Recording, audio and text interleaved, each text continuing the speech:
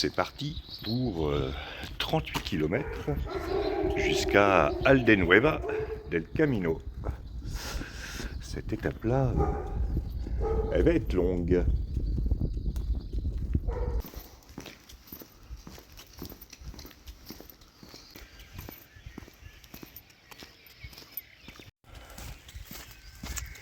Je pars un peu plus tard que prévu, puisqu'il est un peu plus de 6h30. Bon, j'ai toute la journée pour arriver. Et je vais prendre mon temps. Et je vous retrouve quand il fait jour.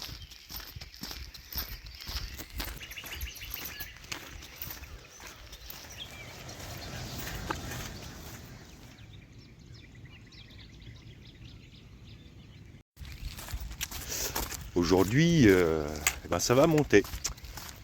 Je vais passer de 250 mètres à peu près 600-650 mètres d'altitude. Ce qui est un dénivelé raisonnable sur 38 km.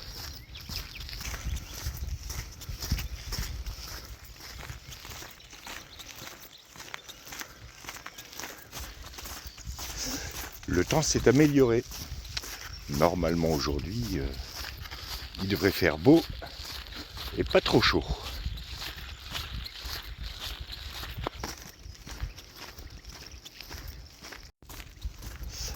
L'étape d'aujourd'hui est considérée par le site Gronce, qui est le site espagnol qui fait référence en matière de chemin de Saint-Jacques, comme l'étape reine de la Via de la Plata.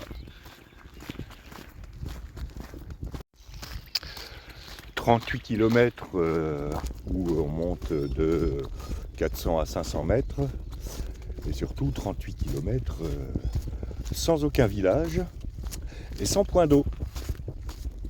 Donc j'ai amené une petite bouteille supplémentaire, même si ça pèse un peu lourd dans le sac.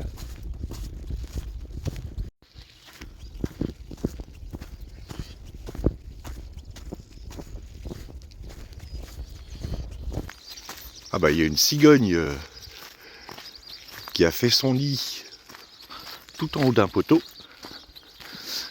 mais nid qui est squatté par des petits oiseaux. Ah, vous emmerdez pas les gars.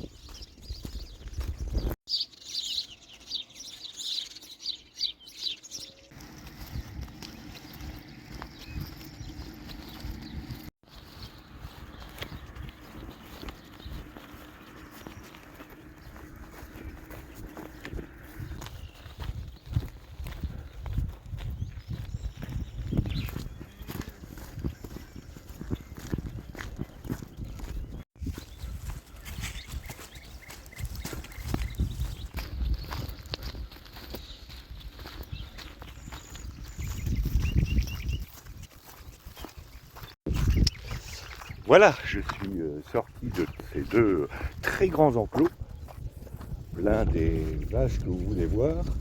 Et je suis pas mécontent parce qu'elles me surveillaient de près. Il faut dire qu'il y avait plein de veaux et que quand une vache a son veau, elle n'est pas forcément aimable. Donc j'ai marché un petit peu à gauche du chemin parce que j'étais plus proche du chemin.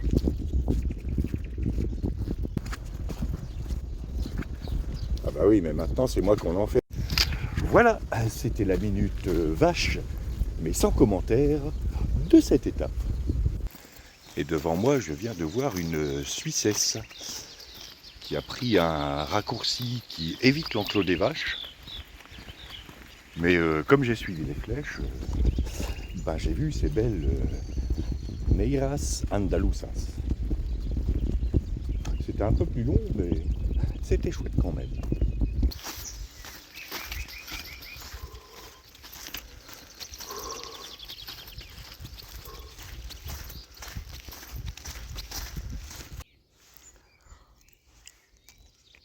Pause banane. C'est plutôt cool dans le coin.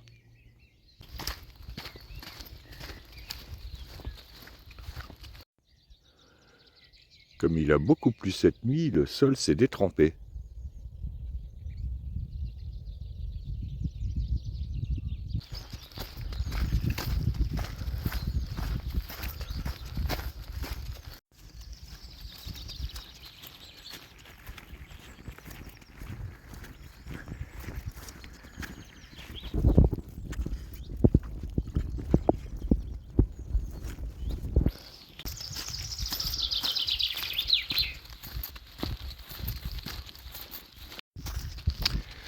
dois dire que ce matin, la marche est plutôt agréable. J'ai pas trop chaud, il n'y a pas de vent, ça c'est bien. Par contre, j'ai les pieds trempés.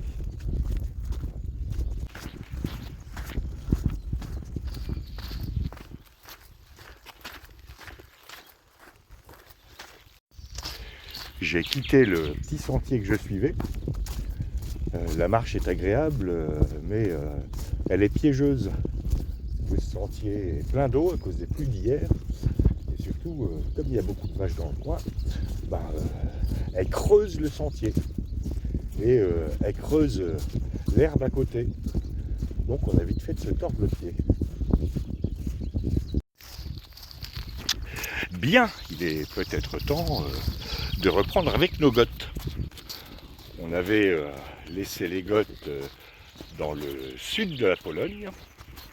Je regarde parce que il y a des flaques. Et le roi Gandaric s'éteint à son tour. Lui, il n'avait pas vraiment voulu bouger, à part conquérir le territoire des Vandales vers l'ouest. Le fils de Gandaric, Philimère, n'est pas du même bois.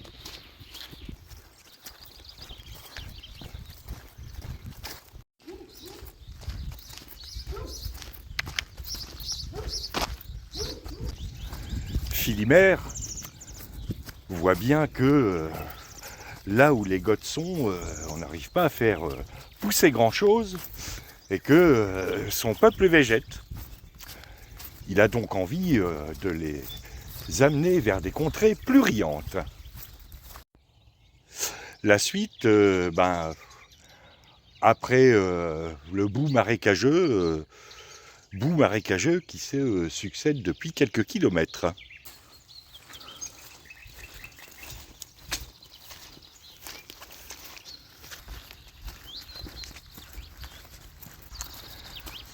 Philimère a donc envie d'amener son peuple vers des contrées plus riantes. Tu m'étonnes qu'il ait envie d'amener son peuple vers des contrées plus riantes que la Pologne.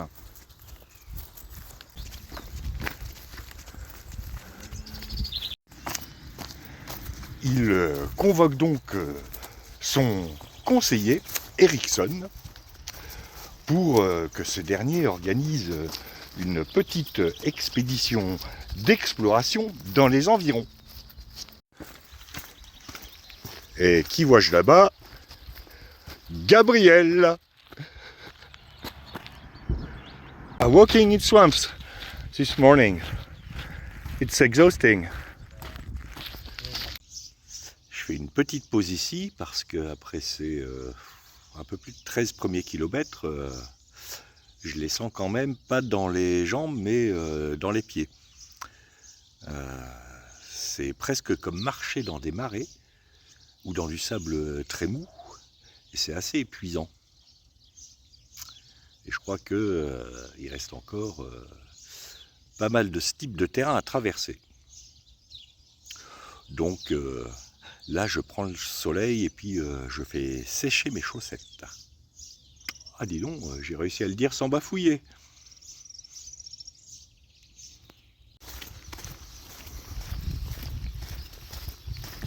Bien, après cette pause, il est temps de repartir parce que, mine de rien, il me reste encore 26 km à faire. Je viens d'être rejoint par Marco, qui est en train de faire une pause avec la Suissesse que j'avais rattrapée tout à l'heure. Les montagnes sur la droite, c'est la Sierra del Jerte.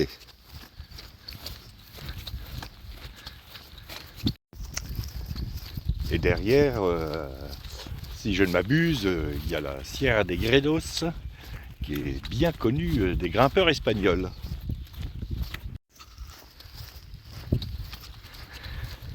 Il y a encore de la neige là-haut.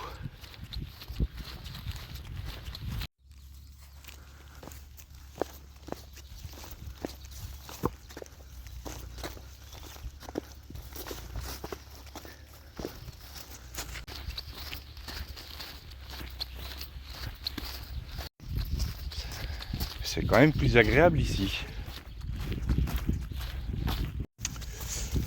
Où en étais-je avec les Ericsson? Ah oui. Le roi Philimère chargeait donc Ericsson d'aller explorer les contrées qui sont un peu plus au sud et à l'est de l'endroit où il se trouve.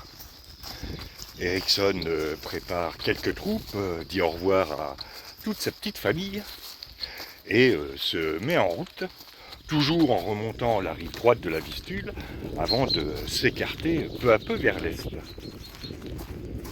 Plusieurs mois se passent et toujours pas de nouvelles d'Ericsson. Mais où donc est-il?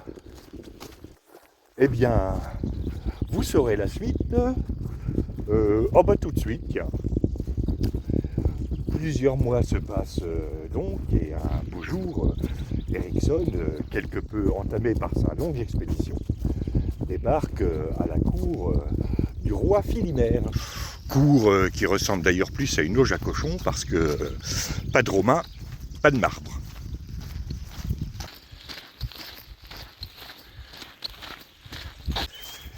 Ericsson montre quelques photos à Philimère.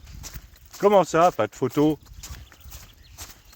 Bon, Ericsson décrit une terre qui semble riche, fertile, où il y a des champs à perte de vue, où on peut faire pousser plein de trucs.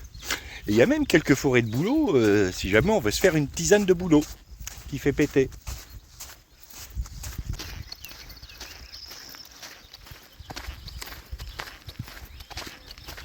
Mais dites-moi, mon petit Ericsson, vous avez vu personne dans ces belles contrées fertiles? Non, sire, rien. Même pas un vandale pour nous casser les pieds. Ça, c'est plutôt une bonne chose. Philimère réfléchit quelques instants et se dit que faire migrer tout son peuple là où Ericsson a découvert ces plaines fertiles, c'est peut-être une bonne idée. Taisez-vous les chiens. La suite, après les chiens.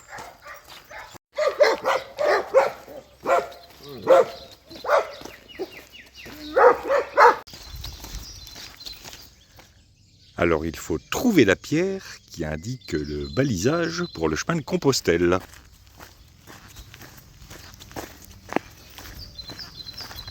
Et donc c'est là.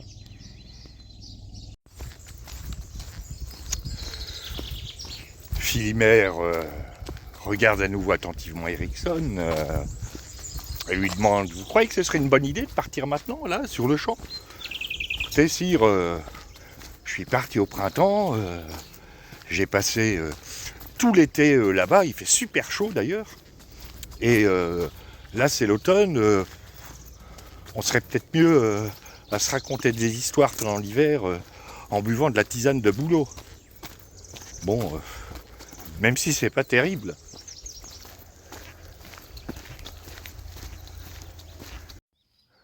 Route finale. C'est la route finale. Désolé. J'interromps momentanément ce programme sur les Goths parce que je suis juste à côté d'une voie romaine qui a été excavée. Quand même.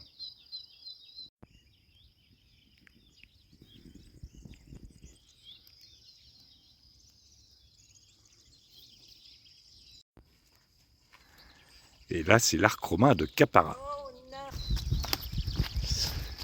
Et je passe devant l'ancienne cité romaine de Capara.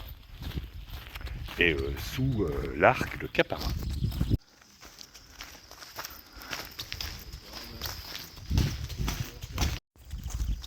Ils avaient des super échafaudages, les Romains. Ça alors. Ce que vous voyez ici, c'est la partie excavée de la cité romaine de Capara. Capara qui a obtenu le statut de municipium en 74 de notre ère sous l'empereur Vespasien. Je suis en train de chercher les Vespasiennes, que je ne trouve pas pour l'instant. Et l'Arc de Triomphe que vous voyez au fond, qui est unique en Espagne, il a une particularité, c'est qu'il a 4 portes. J'aurais bien visité, mais il y a juste ces ruines. Puis surtout, il reste 20 bornes à faire.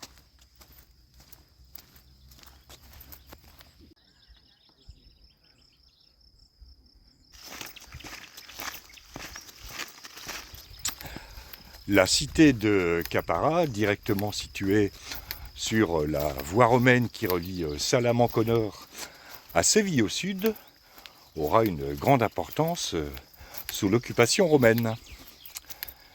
Cette cité déclinera à partir du Haut Moyen-Âge, déclin accentué par l'occupation musulmane. Voilà, c'était la minute romaine de cette étape.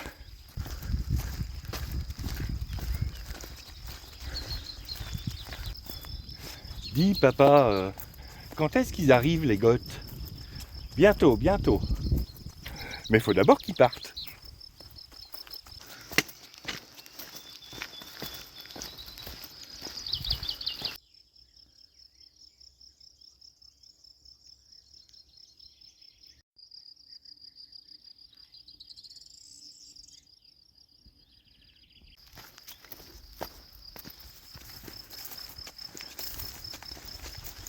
Pendant l'hiver, le roi Philimère et ses conseillers préparent la grande migration qui aura lieu au printemps.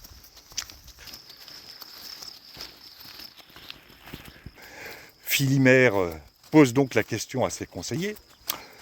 Dites-moi les gars, quelqu'un aurait-il une idée de moyen de transport fiable qui puisse transporter beaucoup de choses sur de longues distances?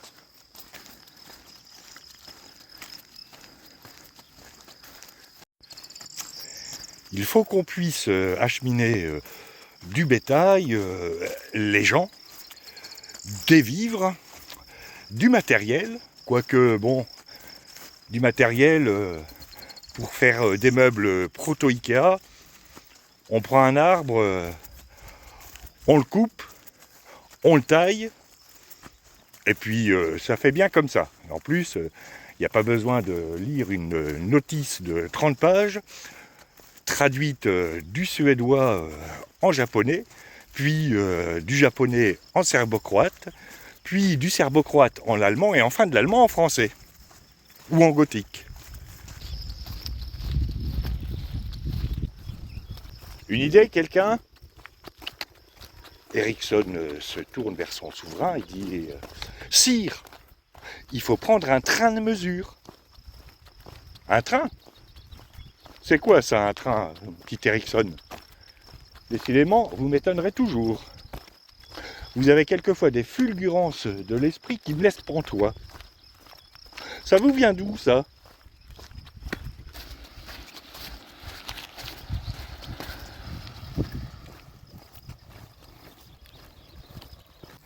Le roi Philimère réfléchit pourtant,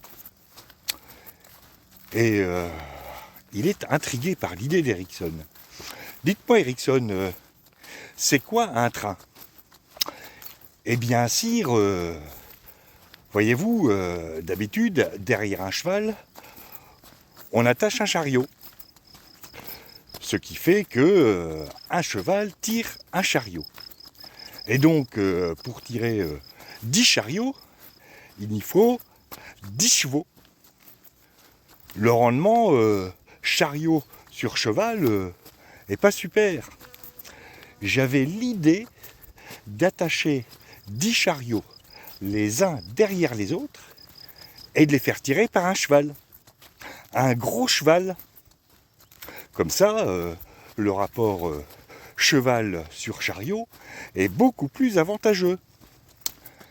Oui, mais votre gros cheval, il mange beaucoup plus qu'un petit cheval.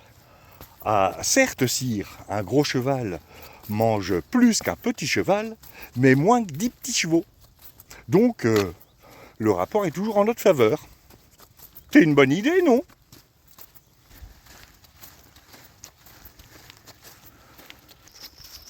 le roi n'est pas franchement emballé, et il signifie à Ericsson que on fera ça à l'ancienne, tout le monde à pied, les guerriers sur les chevaux, et on trimballera nos baluchons comme on l'a fait depuis la nuit des temps. Comme ça, on sait à quelle vitesse on va, parce que avec son train, on ne sait pas à quelle heure on va arriver. La suite, après la pause orange.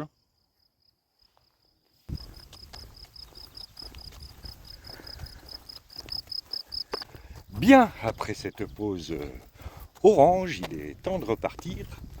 Et là, j'ai retrouvé la route. Et après le terrain marécageux de ce matin, pendant des kilomètres et des kilomètres, pour une fois, ça ne me déplaît pas. Nous en étions restés au moment où Philibert décline la proposition d'Ericsson de constituer des trains.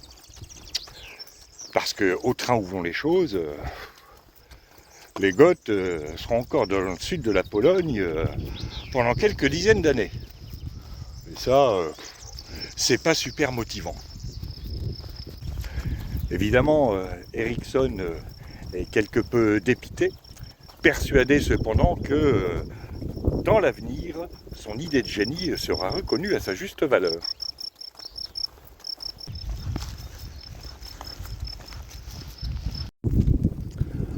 À peu près au milieu du IIe siècle après Jésus-Christ, à peu près, parce que, dis donc, Jordanès, tu aurais pu mettre des dates dans ton bouquin. Hein. Après, il faut que je recoupe avec des cartes de migration tout aussi imprécises. Donc, disais-je, les Goths se mettent donc en chemin et en se dirigeant vers le sud et vers l'est, se retrouvent quelques années plus tard aux confins de la Biélorussie et de l'Ukraine. Ukraine qu'ils continueront d'investir pour s'y établir.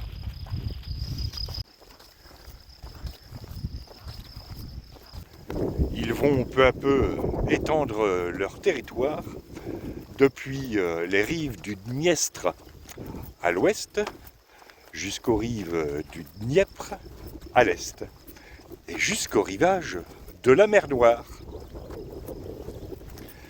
Les traces qu'ils laisseront seront connues sous le nom de culture de Tcherniakov. Tcherniakov, pas très goth ça comme nom. Ça sent son Poutine.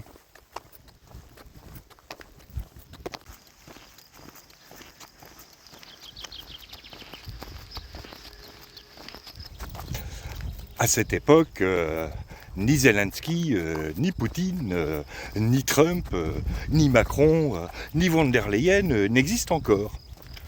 Donc nos Goths sont plutôt peinards en Ukraine, à faire pousser leurs céréales et à se dorer la pilule au bord de la mer Noire. Mais ce qu'ils ne savent pas, c'est qu'ils se sont approchés d'un empire qui a déjà eu maille à partir avec des Germains, mais des Germains beaucoup plus au nord-ouest. L'empire contre-attaquera-t-il ? Les Goths réussiront-ils à se défendre contre cet empire encore inconnu qui est toujours à son apogée ? Eh bien, vous le saurez demain, parce que là, j'ai du mal à parler en marchant. Et puis il me reste une douzaine de kilomètres à faire, encore.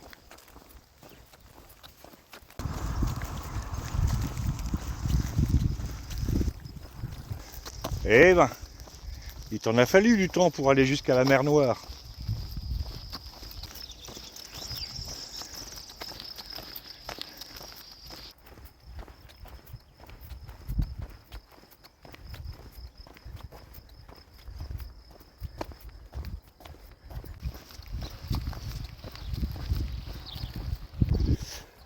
Là, je suis le long d'une route sans bas-côté. Ce ne sont pas franchement mes sections préférées. Ah, et là-bas, ça doit être Aldenueva del Camino. Jesus confio en ti.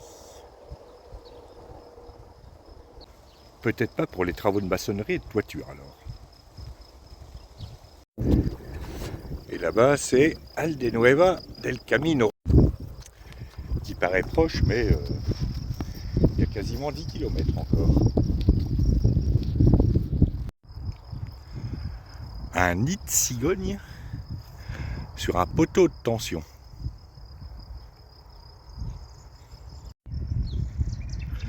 Et là encore deux.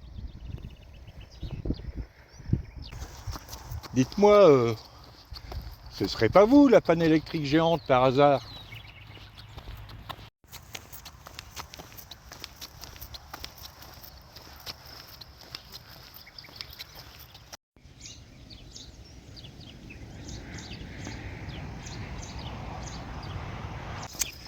Ça fait quelque temps que je vois de plus en plus de cigognes. J'aime bien les cigognes.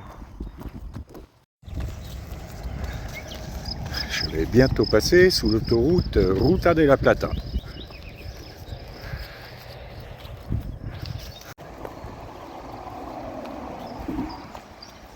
Je viens de faire une petite pause et j'ai eu le malheur de regarder mes messages. Et de temps en temps, vous avez dû remarquer que je sors des mots comme ça. Eh bien, ce sont des défis mots que certains membres de ma famille me lancent tous les jours. Ah, ça tourne. Donc, ce matin et hier soir, pas de défi mots. J'étais inquiet. Et là, tout à l'heure, c'est-à-dire il y a 5 minutes, j'ai eu un défi mot. Hey! Ah, alors là, ça va être un problème.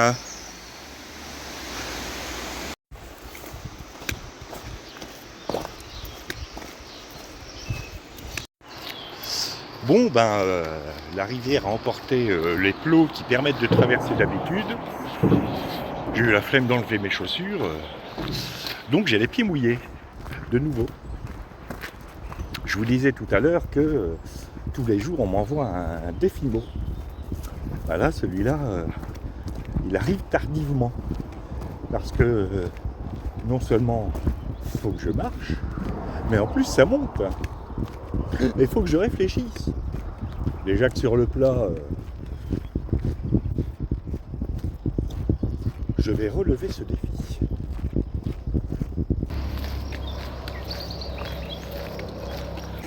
En tout cas, il va falloir que je soigne mes pieds en arrivant.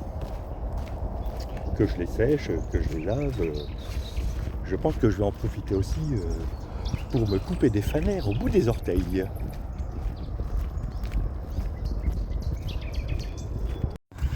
Oh tiens, la nationale 630, comme par hasard. Et je vais retraverser l'autoroute. Pour la 3e fois, parce que je l'ai traversé une fois dans un sens, je me suis mouillé les pieds, je l'ai retraversé dans l'autre sens, et là je la retraverse dans le même sens que la première fois.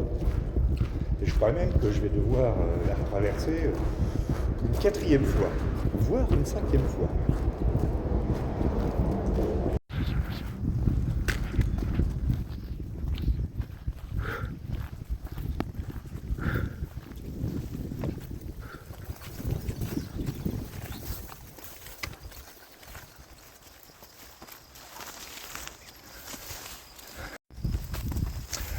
En fait, ce que je croyais être Aldenueva del Camino tout à l'heure, c'était pas ça, c'était le village d'à côté.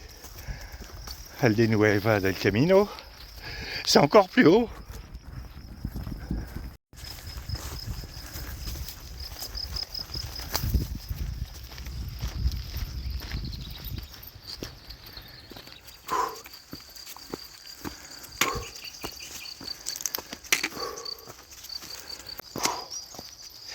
Le raidillon de fin d'étape.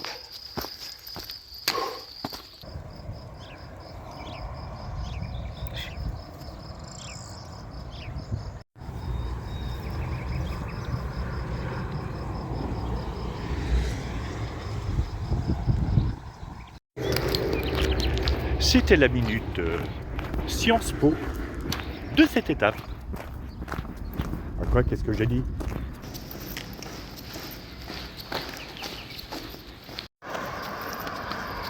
Ah ben quand même. Gabriel, que j'ai retrouvé sur le chemin, et moi faisons notre entrée à Aldenueva del Camino.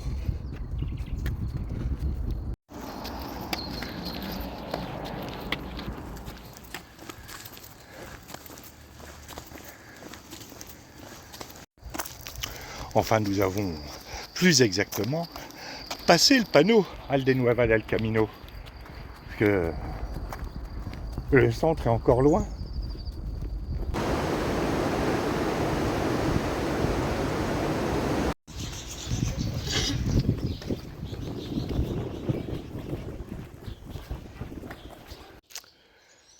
Et bien celle-là, je suis pas fâché de l'avoir finie. Fin de cette étape de 39 km. Là maintenant, je vais me laver parce que je suis plein de boue, me reposer, manger. Et demain, ça va être plus cool, ce sera 22 km. Ça, c'est bien. Je vais pouvoir faire la grasse matinée jusqu'à au moins 7h30. À demain pour de nouvelles aventures.